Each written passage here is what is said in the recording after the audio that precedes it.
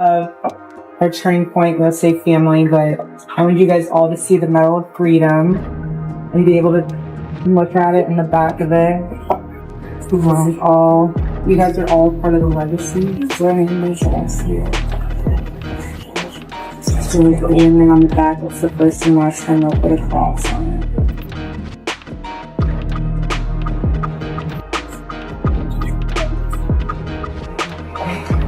I literally will stand here so all of you guys have to like I don't care. Everyone can have their moment and see. Yeah, one second, okay? I'm still good. Thank you. This is Erika Kirk. She's beaming, almost triumphant, hoisting the Medal of Freedom like a championship trophy. But the internet didn't cheer. It screamed to a halt. That viral clip triggered a massive wave of suspicion and outrage. Millions are now judging her every blink, because an unsettling feeling says her public performance is fundamentally broken. The world's top behavior analysts dissected that footage, literally frame by frozen frame, and the secrets they unlocked are chilling viewers. So, we must now ask the question tearing up every forum. Is this the raw, painful reality of a spouse after an explosive high-profile death? Or is this the mask of someone desperate to cover up a truth the public isn't supposed to see? Of course, grief has no rulebook.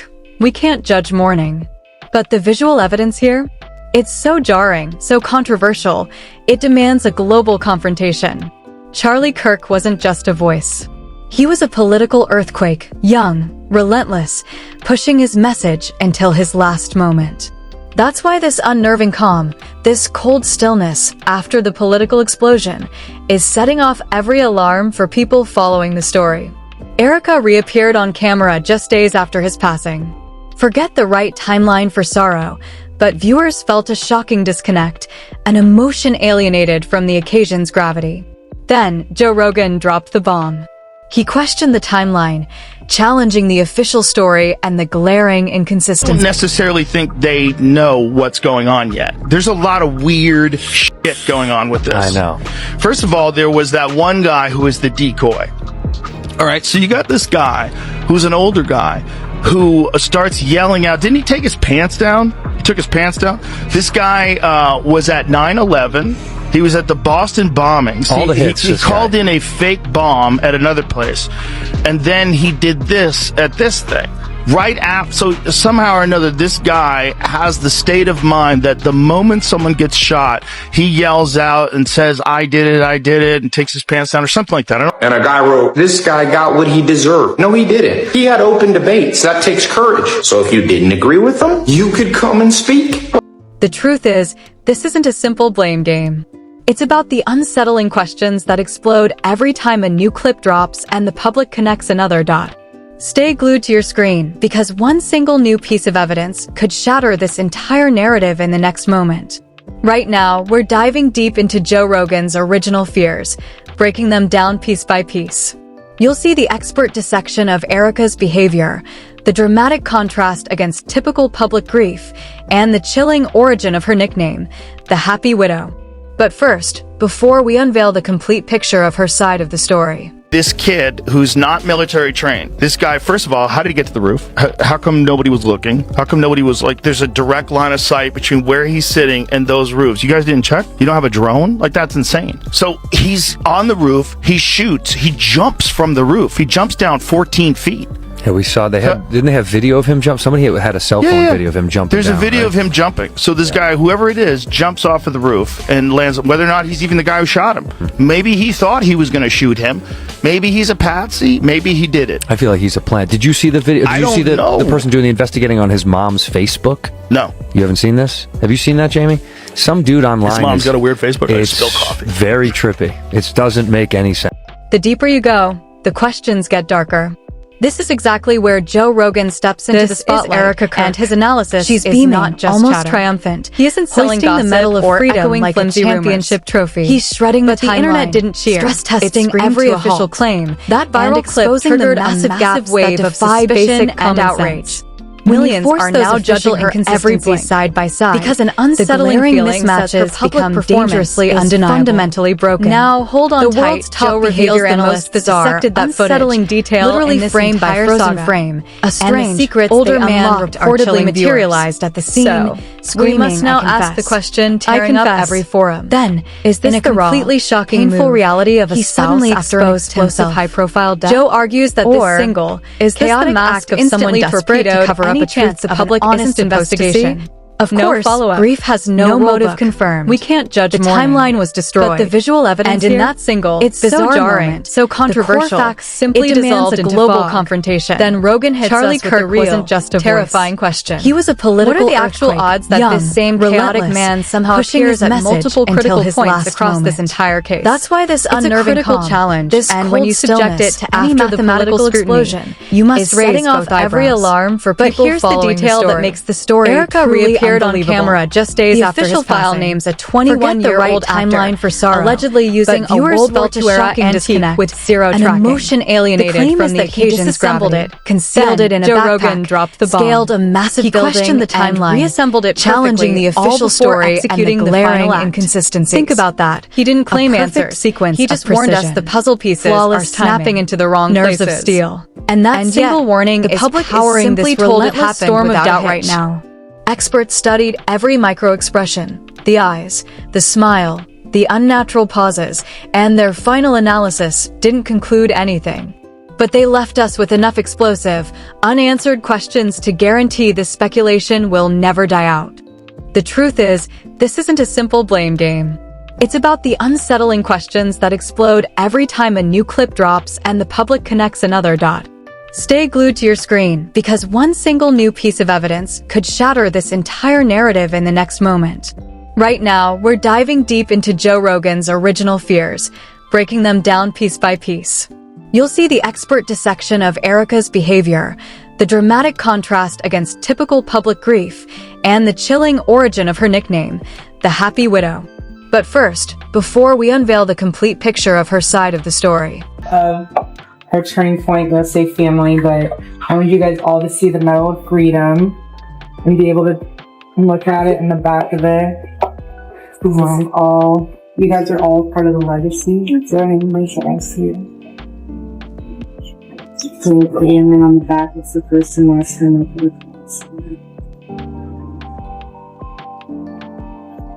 This is why the public is demanding absolute clarity, a timeline that seals every crack. No room for doubt. Only hard facts. Now, Joe Rogan isn't an amateur with firearms. He understands the mechanics of gear inside and out. So when he dismantled the official narrative, he held nothing back. Step by crucial step, he detailed that disassembling and rebuilding an antique weapon like this requires specialized tools, surgical precision, and expert-level experience. Even a seasoned veteran would need hours to complete the job safely. And then comes the unanswered bombshell. How did this young actor even gain access to that rooftop? Zero visible security. No drones. No physical barriers. And somehow no one saw a thing. Rogan brilliantly summarized the skepticism boiling across the internet. None of this connects.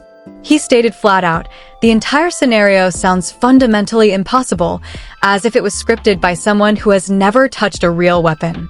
He pushed the theory further. If your goal was to deliberately destroy public trust in an investigation, this is the blueprint. You inject strange, random details that refuse to fit.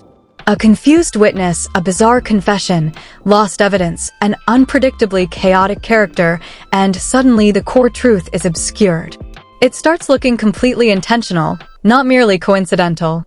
But as that technical theory consumed the forums, another, more insidious story was silently rising, and it completely ignored logistics and timelines. The glaring spotlight slammed down onto Charlie Kirk's widow, Erika, and her controversial actions in the immediate aftermath. Now, take a second and truly imagine this. Your partner is suddenly taken in a public tragedy. The natural human response is collapse, barely functioning, shattered, silent. But what was captured on camera from Erika shattered that universal expectation. Just days later, she was live at Turning Point USA headquarters, beaming, utterly composed, and animated, like she was delivering a celebratory announcement. Viewers began replaying that clip. Really upbeat, really happy, only days after her husband was assassinated. That looks like smiles. That looks like laughing and happiness and joy. So many people noticed this. Erika was laughing right after her husband was assassinated. Now, I'm not saying she's celebrating. One viral, chilling comment perfectly crystallized the internet's rising fury. Everyone grieves differently, but no one grieves like her. That single, powerful sentence exploded across every platform. It was the toxic truth thousands were silently thinking, but couldn't dare utter. But here is where the entire narrative begins to violently unravel. It wasn't just one disturbing video circulating. There was more. As millions of analysts and viewers started connecting the tiny, separate pieces from multiple recordings, an unsettling new picture started emerging, and it refused to be accepted. Then, a second clip surfaced. It showed Erika arriving at an event, contained within a car. In this version, she appears frail, openly emotional, wiping her face, seemingly shattered and overwhelmed. Yet, as this seemingly sympathetic video went viral, people didn't offer comfort. They launched an intense analysis. Commenters urgently warned viewers to watch the details, noting that her dramatic expressions did not align with the anatomy of authentic sadness. I'm excited. It's weird to say excited, but it's also very surreal to say it because I know that God will use all of this in a way that will glorify Him, further Charlie's legacy, and Charlie's up in heaven just having... He's rooting us on. I know that. He's so rooting us on. Yeah. Predictably, the internet, true to its nature, ignited in a blaze of judgment. The comments section was immediate and brutal. People called the scene bad acting, rehearsed tears, and viral side-by-side edits compared her every movement to movie scenes where actors fake distress for dramatic effect. And let's be crystal clear, this isn't motivated by simple cruelty. It's driven by what millions of viewers identified as a profound, disturbing mismatch between the catastrophe and the emotional performance being broadcast. Something about the entire display simply did not land as human. You know that sharp, unmistakable gut punch, when you can't logically explain why something is wrong, yet your deepest instincts are screaming the warning? That is precisely the terrifying sensation the audience was experiencing. But we must entertain the doubt. Is it possible that the public is entirely misinterpreting the situation? Maybe this volatile reaction is just Erika's unique way of processing catastrophic loss and extreme public pressure. It is very much a real smile. The way that the eyes wrinkle, the way that the corners of the mouth go up, that all matches what would be a legitimate smile. So when people are saying, is she acting? Now right here she isn't. That seems to be actual. She actually feels good right there. A way that always keeps Charlie first and his dreams alive and his legacy. And then afterwards she says keeps his dreams alive. When she raised her eyebrows, she wants you to understand she is planning on keeping his dreams alive. That's something she's actually feeling as she's talking about it, because when we raise our eyebrows, it brings attention to our face, and that's what she's focused on. You have to think so much of this is unconscious, so it's not like if she's trying to perform in some way that she could fake all of these things. What she's saying right now really does seem to be tied into how she's feeling. First, and his dream. The truth is, people process trauma differently. But we must establish a baseline. If we are going to critically scrutinize Erika's public reactions, we must first define the raw, shattering appearance of authentic grief. Let's look back at the Kobe Bryant tragedy. The globe witnessed an overwhelming, unavoidable torrent of emotion that no one could ever fake. That visceral, public heartbreak is the exact reference point people are now using for comparison. Vanessa Bryant lost her husband and daughter in that single, devastating helicopter collision, a catastrophe that sent a shockwave through the very core of the planet. She immediately vanished from the public eye for an extended, necessary period. And when she was finally compelled to appear, We will have consistency. The members. So we will have consistency. She really wants people to understand this. And that's what's interesting and what's different about when she's talking about this relative to some of what she's talked about before. So we're seeing a difference in body language here and what we saw at the beginning. At the beginning, she was connecting with the other people in the room, sharing stories, talking about Charlie, feeling good. Now she's talking about continuing the legacy of Turning Point USA and the Charlie Kirk Show. There is an intensity here. I think this is something she feels very strongly about. And so you're not seeing the smiles and the warmth in the same way at this point. And that's not being critical. I think that's just a difference in how intense she is and how serious she is about what it is that she's doing. The raw, devastating emotion was undeniable. You could see the pain carved onto her face, feel the crushing heartbreak in her voice. It was the kind of grief that needed no words. It radiated like a dark energy straight through the screen. Now, prepare for the comparison that is currently tearing the internet apart. On one side, we have Vanessa Bryant, barely able to function, eyes bloodshot, her voice shattering, struggling to endure a sorrow that no human should ever confront. On the absolute other side, there is Erika Kirk, beaming brightly, projecting full, vibrant energy, discussing ambitious projects and big things coming soon. The contrast slams you like a shockwave. It isn't a minor difference, it is a terrifying extreme. And that is the exact moment the internet violently seized on the cruel, new nickname that instantly went globally viral, the Happy Widow. Yes, the name is brutal, perhaps even unjust. But when millions watch these two clips played side by side, I want to preface, we're not awkward. We're not like weird. Cringe. We're not cringe. We're not going to be tweeting as if it's him. That's tone deaf and really disturbing. And anyone who does that's like morbidly off. Yeah. That's not what's happening. What's happening is the team is keeping this alive because we have Charlie in each and every one of us. Yes. And it is going to be continually the North Star of the conservative movement, of the voice of the youth, of the voice of the base, and that will not end. All right, so earlier we talked about incongruity, and sometimes that means when something is incongruent with the environment, but other times it's an incongruity between someone's words and behaviors. And people who are very empathetic are extremely sensitive to that type of mismatch. They notice it pretty much immediately. This is why I believe this moment that we just looked at, and a few more like it, didn't sit well with some people. viewers could not ignore the violent discrepancy in emotional tone. It made people profoundly uncomfortable, like a massive piece of the truth was simply missing. Let's be clear, there is no official protocol for sorrow. Everyone reacts uniquely. Some withdraw into silence, some drive themselves into their work, some project a strained facade of composure. But the truly shocking part isn't just that Erika's response was unusual. It's that her energy appeared completely alienated from the feeling of sadness. Instead of genuine mourning, the dominating force on display was optimism, absolute confidence, and vivid excitement for the future, all within days of an immense personal annihilation. And that precisely ignited the online hurricane. People weren't merely confused. They were utterly stunned. The question wasn't about how she grieved. It was about intensely questioning if she was grieving at all. Then came the twist that no one saw coming. After Charlie's sudden passing, the leadership vacuum at Turning Point USA had to be filled.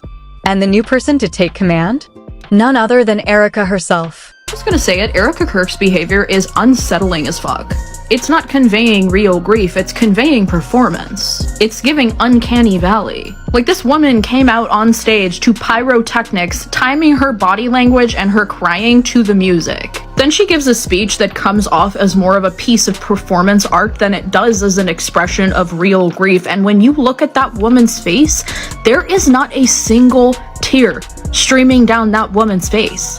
There is not a single smudge of makeup out of place. She's making it look like she's crying, but she's not really crying. So yeah, the whole thing is unsettling as fuck. Taking over a late partner's organization would normally be a crushing, emotionally heavy burden for most. But Erika's energy? A complete reversal. She was focused, highly upbeat, almost celebratory. She looked ready to seize the next chapter before the last page had even settled. Listen closely. She discusses hosting the show, maintaining Charlie's monumental work with zero hesitation. Her tone is undeniably upbeat, not reserved. Then, she flat out declares, "I'm excited," repeating it like a winning headline. She even admitted the word excited felt strange given the circumstances. Yet, for many viewers, that energy felt alarmingly unusual after such sudden personal loss. She then shifts into full momentum mode, mentioning how blessed they are with more projects than they could imagine and incredible things in the pipeline. Her vibe remained brightly lively, like she was announcing a massive product rollout, not addressing a family tragedy. The clip was relentlessly replayed. TikTok creators aggressively stitched moments together, spotlighting her tone, word choices, and unbreaking smile. The crowdsourced analysis? This doesn't look like grief. This looks like promotion energy. Not a final verdict, but a devastating first impression, and first impressions are indelible online, especially during moments of perceived tragedy. But the controversy deepened. In a separate clip, Erika announces plans to maintain Charlie's social media, claiming she'll keep his voice alive. On paper, it reads as a tribute. But commenters fiercely debated, is posting as him truly honoring his legacy, or does it feel psychologically inappropriate so soon? Opinions exploded, but speculation is not proof. This is where credible analysis is lethal. Nonverbal patterns can unveil the hidden context. Enter Dr. G, a globally recognized expert in body language. She consumed hours of Erika's footage, shredding it frame by frame, mapping microsignals, eye activity, smile symmetry, and cadence. Her findings avoided conclusion, but they highlighted patterns that validated public unease, explaining why the emotional tone was such a fundamental mismatch. First, Dr. G spotted a Duchenne smile, a genuine, unfiltered smile you cannot counterfeit. Cheeks lift, eyes crinkle, the face softens naturally. It's the physiological signal of unadulterated joy. Here is the twist that threw everyone off. Dr. G confirmed she saw that exact, authentic Duchenne smile on Erika's face while discussing Charlie's dreams and her plans to take over his massive organization. Days after her loss, she displayed genuine happiness, not a forced mask, but an authentic emotion. That smile alone broke the emotional rhythm of fresh grief. According to Dr. G, physiology does not tolerate lies. Erika's nonverbal cues screamed positivity and confidence, not sorrow or genuine distress. This sparked intense online debate. Was she simply proud to champion his legacy, or was she compartmentalizing grief in ways no normal person can fathom? Either way, it's highly unusual. When Erika shifted to discussing the show's future, maintaining structure, staying on schedule, her presence transformed. Eyes narrowed, she leaned in, her gestures grew sharp. Dr. G explained, this signals total, clinical determination, someone serious about the mission, not stumbling through shock. She wasn't just saying she'd continue Charlie's work. She was ruthlessly owning it. That stark, uncomfortable contrast between managing an empire and mourning a spouse is what keeps people so fascinated and uneasy.